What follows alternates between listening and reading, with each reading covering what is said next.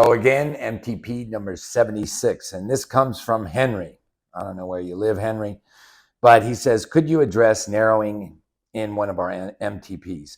Everybody talks about bends and curves, but I've never heard anyone address the narrowing of a penis due to scar tissue.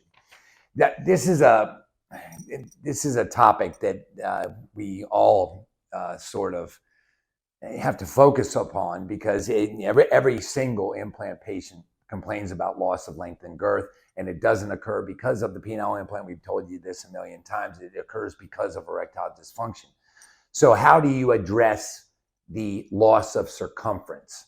And the way that you address that is by, at the time of surgery, determining which size cylinders you might be using. Sometimes you might need to use a smaller size cylinder, because if you oversize too much circumferentially, you can have ongoing pain for quite a bit of time.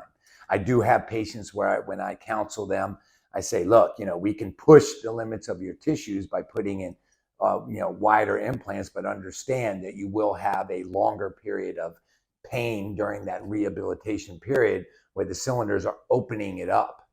So there is no magic thing that you can do at the time of the procedure.